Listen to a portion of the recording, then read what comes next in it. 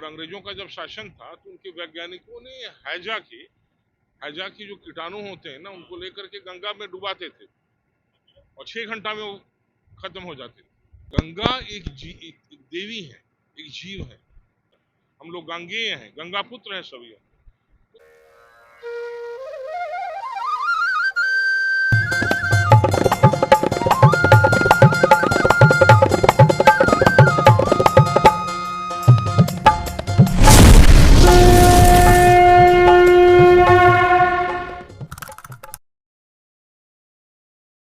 जयराम जी की गोलगप्पे के जबरदस्त पॉडकास्ट है शरद जी का। बहुत बहुत बधाइयाँ इनको और बहुत बहुत आभार हमें आमंत्रित करने का। अभी हम लोग ये चर्चा कर रहे थे कि भगवान बुद्ध ने जब गंगा पार किया था 80 वर्ष की अवस्था में, उनका अंतिम राजगृह में रहते थे गृद्धकूट पर्वत पर, और जब 80 साल के हो गए वो, तब उन्होंने वहाँ से अंतिम विदा ली। और जब पाटली ग्राम आए, ये पाटलिपुत्र नगर हम लोग तो जानते हैं, लेकिन उस समय शहर नहीं था, नगर नहीं था, एक गांव था जिसका नाम पाटली ग्राम। तो पाटली ग्राम पर आके वो रहे, 1-2 रात रहे यहाँ पर। उन्होंने उपदेश भी दिया सबका, ये सब रिकॉर्ड है डॉक्यूमेंट्स में। और यहाँ यहीं से उन्होंने गंगा पार किया, उनके और उनके अनुयायियों ने। तो गौतम घाट इसको बोलते हैं और बहुत प्रसिद्ध है। महात्मा गांधी सेतु भी बाद में वहीं निर्माण हुआ है और उसका और चौड़ीकरण हो रहा है, जो हम बिहार वासियों के लिए बहुत बड़ी बात है। यशेंद्र जी, ये बताइए कि ये पानी आर्टिफिशियली यहाँ पे डाइवर्ट किया गया है, क्योंकि घाट तो काफ़ी सूखा दिखा। ये पहला प्रश्न। दूसरा है कि गंगा जी यहाँ पे कितनी पोल्यूटेड हैं, और डॉल्फिन नदी जो बिहार की फेमस हुआ करती थी, गंगा में dolphin. So viewers, Bihar is the only place जहाँ पे गंगा में डॉल्फिन पाया जाता है, वो नहीं दिख रही है। तो नो हाउ, आप बताइए सबके बारे में। ये यहाँ कुछ आर्टिफिशियल नहीं है, ये गंगा का अपना फ्लो है। गंगा यहाँ पर चौड़ी हो जाती है, ये मैदानी इलाका है तो हिमालय से आती है। गंगा का अपना फ्लो है, कुछ आर्टिफिशियल नहीं है यहाँ पर। और गंगा मैदानी इलाके में आने पर काफ़ी चौड़ी हो जाती है, जो हम लोग देख रहे हैं यहाँ पर। और जो डॉल्फिन्स की बात है, यहाँ पर है, अभी भी मिलेगी आपको, तो थोड़ी प्रतीक्षा करना पड़ता है उसकी, क्योंकि वो जब निकलती है सांस लेने के लिए, जब कूदती है बाहर, यहाँ पर उसको सोंस बोलते हैं स्थानीय स्तर पर। सोंस, यहाँ की स्थानीय भाषा में सोंस बोलते हैं। यहाँ से भागलपुर तक पूरा एरिया है। और अभी ये उसका दिखने का, उसका जो मौसम है वो शुरू हो चुका है। और यहाँ पर काफ़ी अच्छा साइंस कॉलेज में सिन्हा साहब के नेतृत्व में डॉल्फिन कंजर्वेशन प्रोजेक्ट जो शुरू हुआ था, मैंने काफ़ी शूटिंग वगैरह की थी उसकी। बहुत सुंदर दिखता है यहाँ पर, लेकिन थोड़ा धैर्य रखना पड़ेगा। और क्योंकि वो कूदती है, उदबिलाव भी काफ़ी है यहाँ पे। हाँ, उदबिलाव तो काफ़ी है। और बचपन में तो पिताजी लोग हम लोग को जो स्टीमर चला करता था यहाँ महेंद्र घाट से पहलेजा घाट तक, जो पटना वासियों के लिए एक नॉस्टैल्जिया हो गया है, और तो उसमें हम लोग को उदबिलाव ही बोला जाता था। यहाँ सोंस बोलते हैं।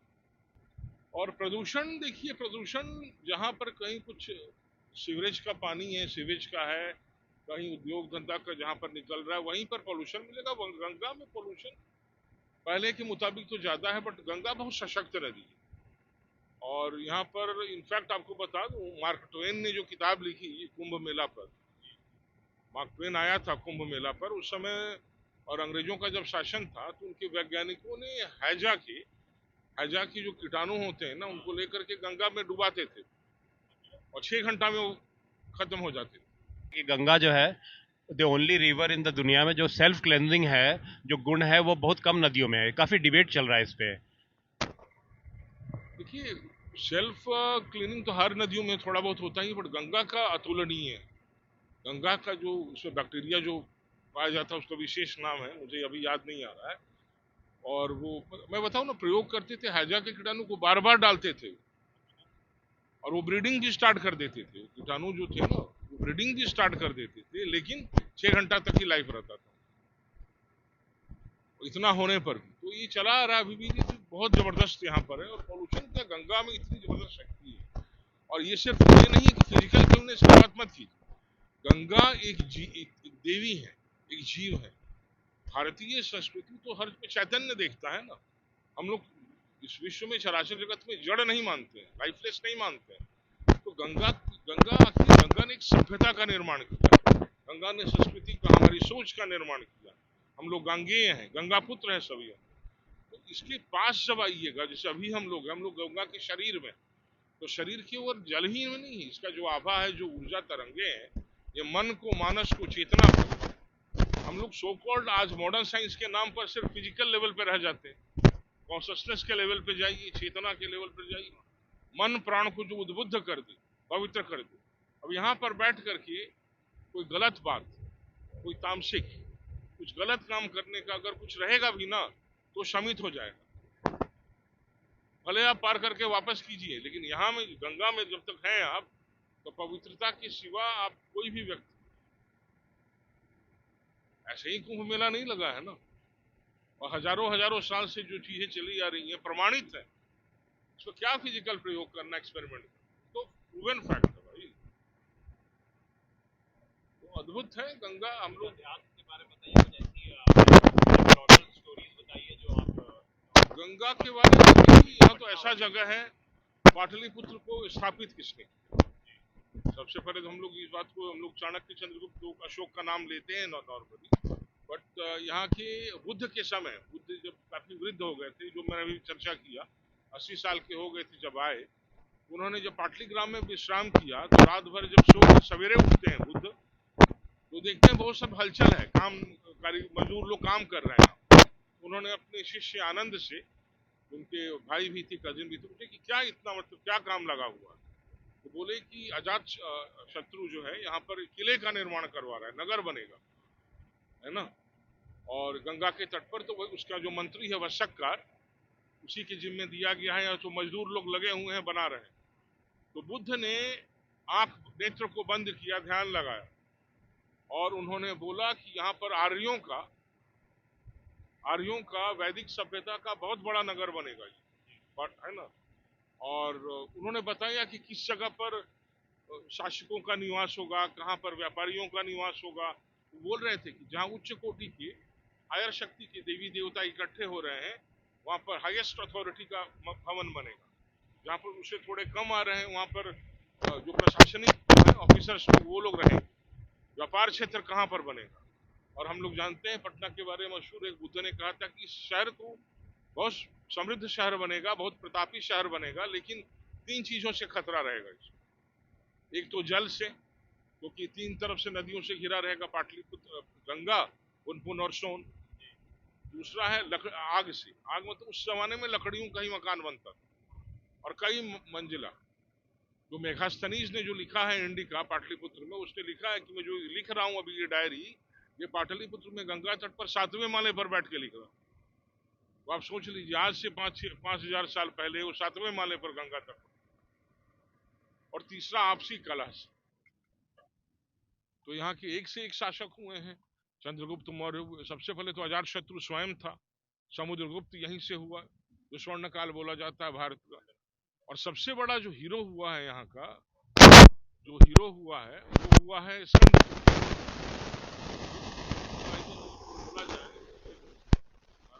स्कंदगुप्त हुआ है, 22 वर्ष के उस युवक ने, उन्होंने मिलिट्रियों ने भारत पर आक्रमण किया, तो यहाँ से खदेड़ा तो सीधा सिंधु के पार।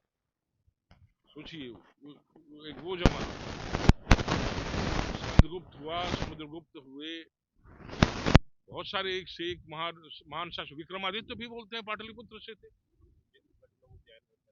हाँ, लेकिन पाटलिपुत्र भी नाम आता है, तो उसमें डिबेट चल रहा है, पाटलिपुत्र के रूप में भी उनके कई सारे डॉक्यूमेंट्स हैं जो बताते हैं पाटलिपुत्र। मेरे पास 2 प्रश्न हैं व्यूअर्स। सो पहला, जैसे कि जो अशोक और पाटलिपुत्र के बारे में, जो पाटलिपुत्र के कॉन्टेक्स्ट में लिखा हुआ है कि ये शहर को लकड़ी से, अग्नि से हमेशा प्रॉब्लम होगा, मुझे इस फैक्ट पे थोड़ा सा क्वेश्चन है, क्योंकि मैं अदर देन ये पर्टिकुलर फ्रेज मैंने कभी भी इतिहास में नहीं देखा कि यहाँ के राजा ने कभी भी लकड़ी का महल बनाया हो ऑफिशियली। अगेन आप उस पर आएंगे अपना व्यू देकर, क्योंकि ये मैं नेपाल में देखता हूँ। क्या वो मिथिलांचल को के नेपाल पार्ट को पाटलिपुत्र समझ गए थे? पहला प्रश्न, क्योंकि नेपाल में लकड़ियों का घर अभी भी बनता है, लेकिन बिहार में ऐसा एक भी नहीं बचा जो वो प्रूव करे। दूसरा है जो यहाँ पे जो लकड़ी के कार्य करने वाले जो समाज हैं, बढ़ई समाज हैं, मैं उनमें वो स्किल नहीं देखता हूँ जो एक राजस्थान के जो उस समाज के लोग हैं, जो उनमें जो महीनता है, क्राफ्टमैनशिप है।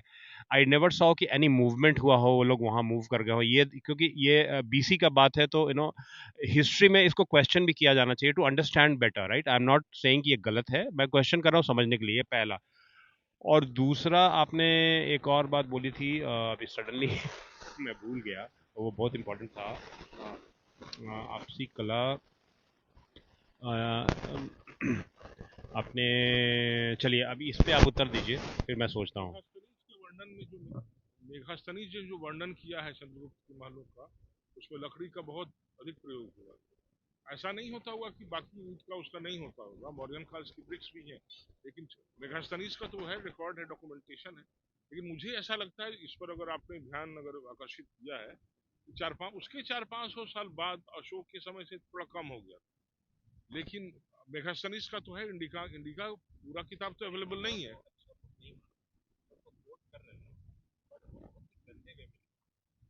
नहीं, नहीं, उसकी डायरी है, उसमें इसका है कि लकड़ी के थे तो मानना ही पड़ेगा। चंद्रगुप्त का दरबार सस्ता था, उसकी उसकी स्त्री अंगरक्षिकाएं होती थी, जो वर्णन है वो तो है। और जिस जिस जिस सातवें माले पर मेगास्थनीज बैठ के अपनी डायरी लिख रहा था, वो तो लकड़ी का ही था। लकड़ी का प्रचुर प्रयोग होता था उस समय।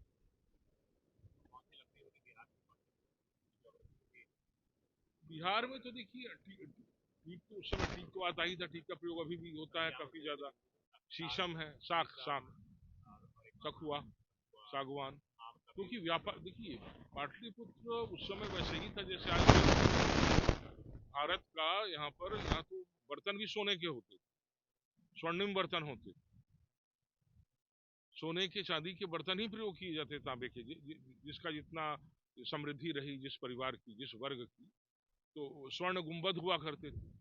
आप और देखिएगा, मौर्य काल से पहले देखिएगा, रामायण में अगर देखिएगा, भगवान राम ने भी यहीं से गंगा पार किया, जहाँ पर रामायण में।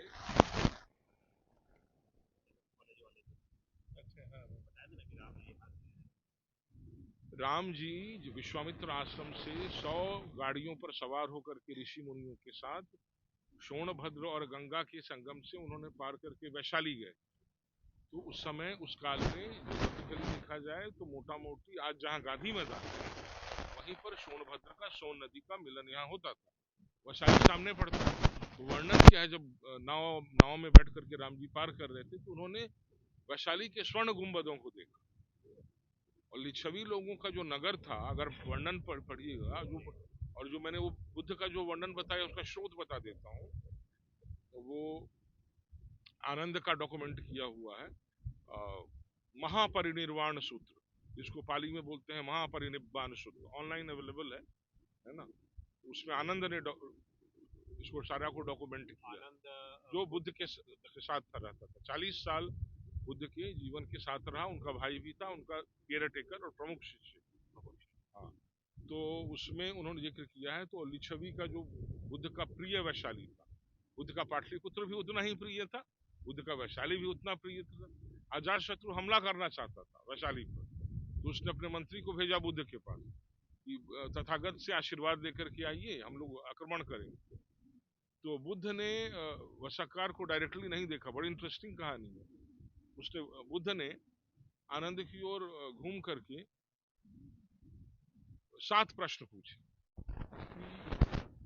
मैंने राज्य शासन का, राजधर्म का पालन करने के लिए जो 7 नीतियां बताई हैं, तो एक एक करके पूछा, क्या वैशाली में उसका पालन होता है? तो आनंद ने बोला, हाँ बिल्कुल होता है, तब तो वैशाली को कोई नहीं। तो 7 प्रश्नों में बुद्ध ने जो राजधर्म का शासन शिक्षा दी थी, वैशाली में उसका पालन होता था। तो बुद्ध ने बोला कि अपराजेय है वैशाली। तो वशकार जो था, वो समझ गया मतलब, और जाके उसने अजात शत्रु को बोला कि बुद्ध तो वैशाली को अपराजेय बता रहे हैं। तो उसने टाल दिया, कैंसिल कर दिया। बुद्ध के जाने के बाद फिर कथा है आपको, उनके महापरिनिर्वाण के काफी टाइम के बाद उन्होंने वैशाली पर आक्रमण किया, और आनंद ने अपना जी जान लगा दिया उसको रोकने के लिए। बुद्ध तो नहीं थे, और आनंद की समाधि जो है आज भी है हाजीपुर में, आनंद का मंदिर है। आनंद ने बीच में ही अपना समझ जाइए कि सत्याग्रह अनशन की तरफ बैठ गए। दोनों ही प्रिय बुद्ध को, दोनों ही मतलब धर्म पर चलते थे, तो आप लोग आपस में युद्ध न करें। बहुत कोशिश की आनंद ने। ठीक है, हम लोग अभी एक पॉज लेते हैं। एक मेरा प्रश्न है और उसके बाद हम लोग पॉज लेते हैं अगर वहाँ चलना है तो। And I want to show the viewers the shore of Patna, और ये ब्रिज पुल सब में दिया रहा है और इसको मैं दिखाता हूँ। तो मेरा जो प्रश्न था जो मैं भूल गया था वो रिकलेक्ट।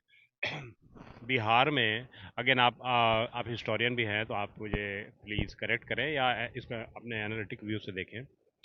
बिहार ने कभी भी वैदिक कल्चर को उस तरह से नहीं फॉलो किया जिस तरह से बनारस तक लोग फॉलो किए। अब इस पे मेरा पॉइंट ये है कि यहाँ पे लोग क्या उप देवताओं को ज़्यादा पूजते थे। यक्ष यानी यक्षिणी की पूजा यहाँ पे ज़्यादा होती थी, इसलिए Bihar is the only place जहाँ पे अभी भी खुदाई में यक्ष और यक्षिणी मिलते हैं। जो मैं इस कड़ी को जोड़ नहीं पाता हूँ कि यक्ष और यक्षिणी यहाँ पे इतना क्यों मिले compare to other state. That is question number 1। RBI में, रिजर्व बैंक ऑफ इंडिया में जो 2 यक्ष और यक्षिणी का मूर्ति लगा हुआ है द्वारपाल के रूप में, वो शायद यहीं से गया है। और जो जो दीदारगंज में जो मूर्ति है, जो बहुत ब्यूटीफुल मूर्ति माना जाता है, वो भी यक्षिणी की ही मूर्ति है। तो मैं वो को रिलेशन कर रहा हूँ। और एक लास्टली यशेंद्र जी, एक उपनिषद में, एक उपनिषद अगेन वेद नहीं है, उपनिषद भाष्य है। उपनिषद में एक ये भी लिखा हुआ है कि ईस्ट की ओर, यानी कि बनारस के बाद, अगेन आजकल के ज्योग्राफी में अगेन आप इंटरप्रेट कैसे करते हैं कि ईस्ट की ओर मलेश की जो धरती है जिसमें बिहार इन्वॉल्व है, आप सारे वायरस को वहाँ भेज दीजिए। एक ऐसे एक श्लोक है जो मुझे ये सोचने पर मजबूर करता है कि बीसीज में या बिहार में जो पॉपुलेशन रहती थी, जो हमारे एंसेस्टर भी हो सकते हैं, were they non-Vedic, were they Agama followers, was there a societal clash and then unification? कैसे देखते हैं आप? ये सब प्रश्न है, ये विचार व्यू नहीं है, ये प्रश्न है सर।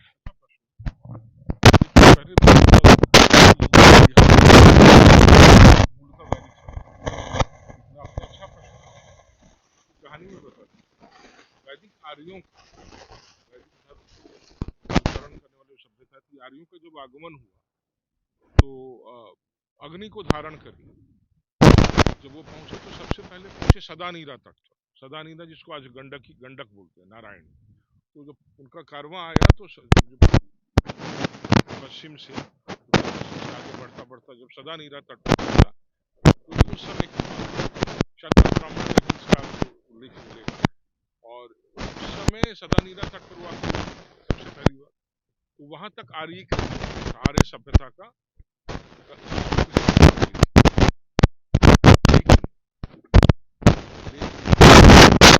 उसकी जो सदानीरा के बाद का क्षेत्र था उसको उन्होंने म्लेच्छ क्षेत्र बोला। मगध, कीकट, ये सब जो क्षेत्र म्लेच्छ, आर्यकृत नहीं हुआ था उस समय। उसके बाद इसीलिए उस समय तक, उस समय के पहले जो ग्रंथ मिलेंगे आपको, उसमें मिलेगा कि सदानीरा के पूर्व तट पर, पूर्व की जो भी क्षेत्र है वो म्लेच्छ क्षेत्र है, यानी वो अभी आर्यकृत नहीं हुए, आर्य संस्कृति का प्रभाव नहीं पड़ा है। इनफैक्ट आप देखिएगा कि पांडवों के साथ भी, पांडव भी जब आ रहे थे तो उनके साथ जो ब्राह्मण आए तो उन्होंने आकर सदानीरा तट पर बोला कि आगे तुम म्लेच्छ क्षेत्र, कीकट, मगध, ये मिलेगा आपको। एक किताब बता रहा हूँ आपको, बिहार राष्ट्रभाषा से पब्लिश्ड है, प्रांग मौर्य बिहार, है ना। द्विवेद जी का लिखा हुआ, पूरा नाम मुझे नहीं याद आ रहा है। प्रांग मौर्य यानी मौर्य काल के पहले का बिहार, तो ये है। और उस समय की कुछ प्राचीन परंपराओं का अभी भी लोक मानस में उसको मिलेगा। जैसे कई लोग जो आरा वारा के उधर के लोग हैं, गंडक पार के जो क्षेत्र हैं, वो लोग यहाँ मगध में आते हैं तो बोलते हैं कि हमको यहाँ जलाइएगा मत, मेरा मृत्यु होगा तो। हमको सदानीरा।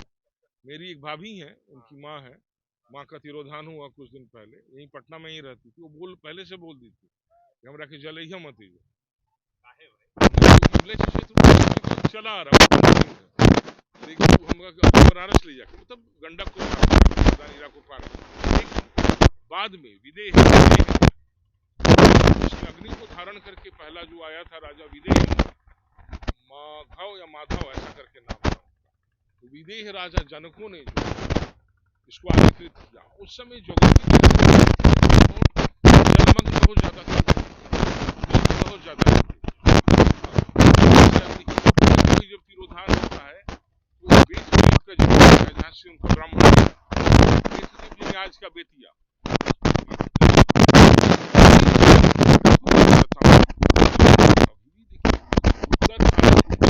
मैदान है वो बन रहा है, अभी निर्माण चल रहा है, इसीलिए कोसी ऐसी नदियां जो अभी भी दिख रहे हैं पूरा डिस्टर्ब रहती हैं। यहाँ की नदियों में अभी भी हिमालय से मिट्टी आ रही है और जमा हो रही है, क्योंकि हम तो कहानी जानते हैं कि जो दक्षिण भारत का पठार है जब चाइना के प्लेट से प्लेट टेक्टोनिक में टकराया तो तेतीस सागर वो हिमालय बन गया, तो हिमालय का मलबा तेतीस सागर था यहाँ पर।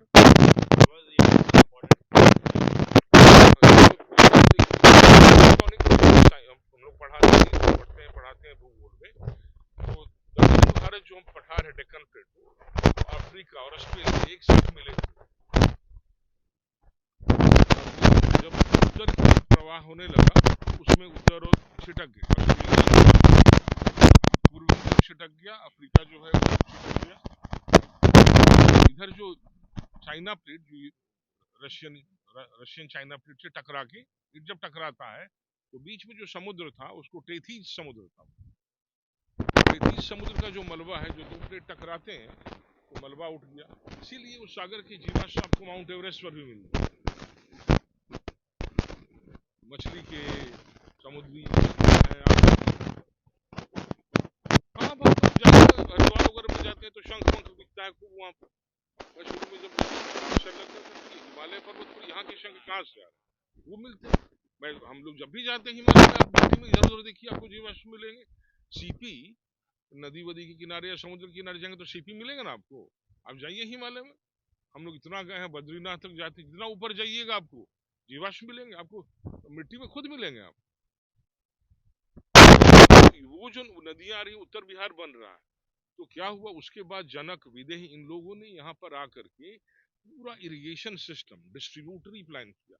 देखिए बहुत महत्वपूर्ण बात बता रहा हूँ आपको, उन्होंने सारे नदियों को चैनलाइज किया कि बाढ़ के साथ जीना सिखाया। हम लोगों ने कभी, देखिए बहुत महत्वपूर्ण बात है बिहार के डेवलपमेंट को लेकर के, जैसे हम लोगों को स्कूल में जो पढ़ना शुरू किया कि Kosi is the sorrow of Bihar, शोक है बिहार का। हमने कभी भी अपने नदियों को शोक नहीं कहा है, हमने हमेशा माँ माना है। उसका मैया, पंडित रेणु का उपन्यास पढ़िए, उसका मैया की कहानी मिलेगी आपको परती परी कथा में। हम नदियों को माँ मानते हैं भाई। नदियां आती हैं हिमालय से, जो भूमि उर्वरा शक्ति लेकर के उसका जो अन्न उपजता है, या कुछ करने की जरूरत ही नहीं, आप बीज डाल दीजिए उपज जाए। इसीलिए थोड़ा हम लोग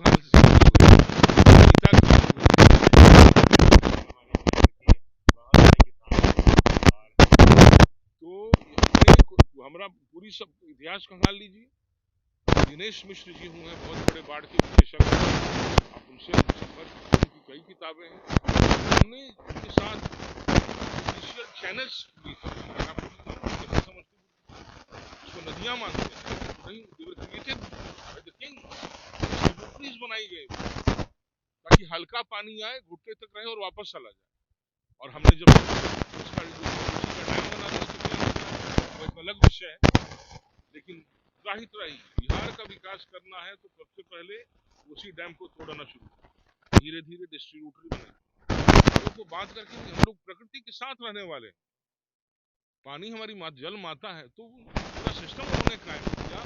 और देखिए कन्फ्लिक्ट जो बोलते हैं, हम आर्य सभ्यता जो है ये कन्फ्लिक्ट पर विश्वास नहीं करते। हम लोग बायोडाइवर्सिटी को मानते हैं, हम लोग विविधताओं को संरक्षण करते हैं, हम सबके साथ मिलते हैं। हम जिस समुदाय के साथ मिले सबको उनके साथ शादी का संबंध कायम किया। हमने सबके वैवाहिक संबंध से हमने उनकी संस्कृतियों का संरक्षण किया है। वरना आज बताइए, आज आदिवासी संस्कृति भी यहाँ मौजूद है। झारखंड को ले लीजिए, आप भोजपुरी क्षेत्र में आइए, हम लोग के वाद्य यंत्र है भोजपुरी का, एक से एक वाद्य मंत्र है जो आदिवासियों का है। हमारा जो जोगीरा गायन है, बहुत सारी उसमें विधाएं हैं। हमारा जो धान की रोपनी का बहुत सारी विधाएं जो आदिवासियों की कल्चरली हम लोग एसिमिलेट करते हैं। हम लोग कभी भी डिस्ट्रक्शन पे विश्वास नहीं करते, आर्य करते। इसीलिए हम लोग विविधताओं को, बायोडाइवर्सिटी को संरक्षण देते हैं। हमारी खेती में, हमारी सब्जियों में मनुष्यों की जातियां देखिए भरी पड़ी हुई हैं, क्योंकि बायोडाइवर्सिटी है। ह्यूमन रिसोर्स, हमारे तरह तरह की जातियां हैं, सबके एक से एक गुण है।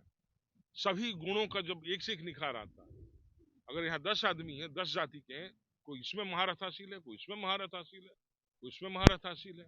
अब हमारे हैं आपके प्रश्न पर, यक्ष यक्षिणी के प्रश्न पर। वैदिक सभ्यता क्या बताती है, सनातन धर्म क्या बताता है?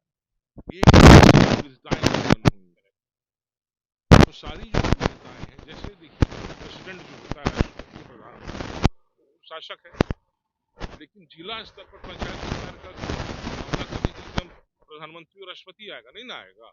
एसडीओ है, मुखिया जी हैं, सरपंच है, हर स्तर पर काम है, कमिश्नर है, प्रिंसिपल सेक्रेटरी है। तो चेतना के स्तर पर जो विश्व को हम देखते हैं, एक ब्रह्म ने क्या ही विभिन्न स्वरूप। गंगा एक नदी है, नदी से हमें जल मिलता है। पृथ्वी तो भूमि है, वो भी हम माता पृथ्वी पुत्रो हम पृथव्या, तो वो अलग। सबकी विभिन्न चेतना शक्तियां हैं। तो हम लोग जो आर्यगण जो पूजा करने बैठते हैं, तो एक ब्रह्म को नमस्कार करते हैं, हम गणेश को नमस्कार, शिव को नमस्कार करते हैं, विष्णु को नमस्कार करते हैं, फिर स्थान देवताभ्यो नमः, ग्राम देवताभ्यो नमः, कुल देवताभ्यो नमः, माता पितृ शरण कमलेभ्यो नमः। सबकी अहमियत है ना, एक ही ब्रह्म सब कुछ नहीं चलाते हैं। हमारा माली भी तो है, जो उसको भी तो माली चाचा प्रणाम करते हैं। हमारे पिता के घर पे होगा तो हमारा चाचा होगा, और ननिहाल में होगा तो मामा होगा। हम लोग हर किसी को हर लेवल पर चेतना है। तो यक्ष यक्षिणी गंधर्व विभिन्न कोटि के जीव हैं। सब जीवों की सबको मान के चलना है ना। सिर्फ प्रेसिडेंट को मान के चलिएगा और बाकी मिनिस्टर ऑफिसर्स को नहीं मानिएगा। डाइवर्सिटी पे क्वेश्चन नहीं है।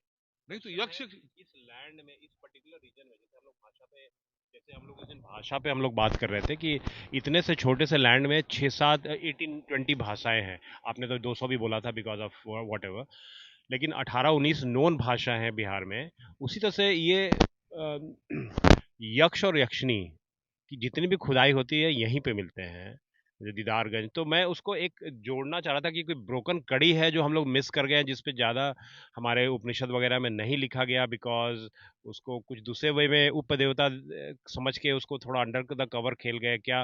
बिकॉज ये क्वेश्चन आएगी, I mean new researcher will see this from a different perspective. वो आपका वो व्यू लेना चाह रहे थे। पॉज करना चाहेंगे तो पॉज भी कर सकते हैं, फिर हम लोग इसको उपनिषदों का जिक्र, उपनिषद आत्म तत्व का विषय पर, उपनिषद सब विषयों पर नहीं है ना।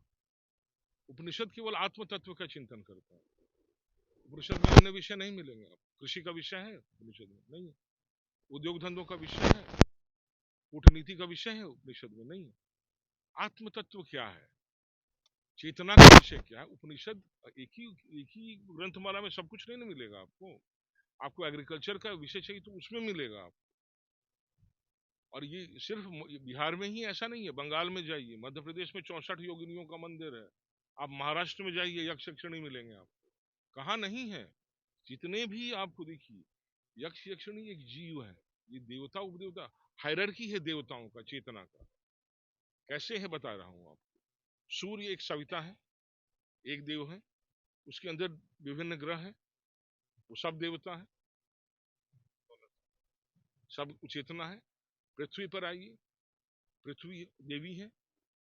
पृथ्वी पर हम लोग, पृथ्वी के शरीर में जीवाणु हैं, तो पृथ्वी के शरीर में क्षेत्र है, मैदान है, पर्वत है, सब अलग अलग, सब में चेतना है, सब देवी देवता है।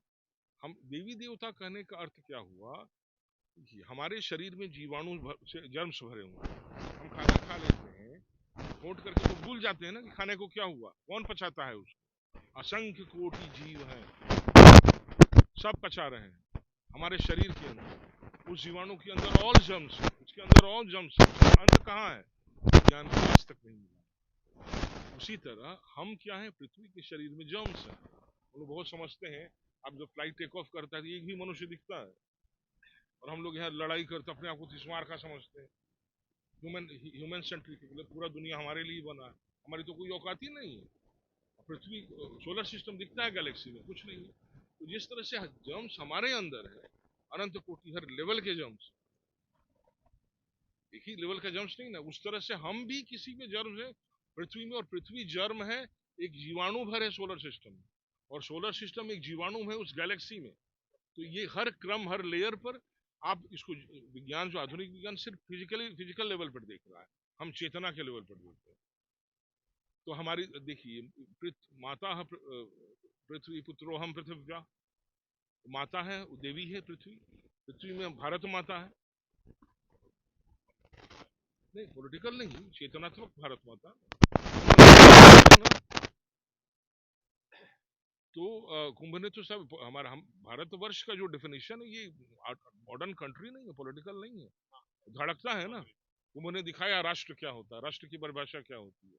सभी संस्कृति, एक कुंभ में गए आप, देखा संगम में आपने कि सारी भाषाएं, सारी संस्कृतियां, सारी देवी देवता सब जाके एसिमिलेट हो जाते हैं, क्योंकि सब है ना, एक से बहु हुआ है।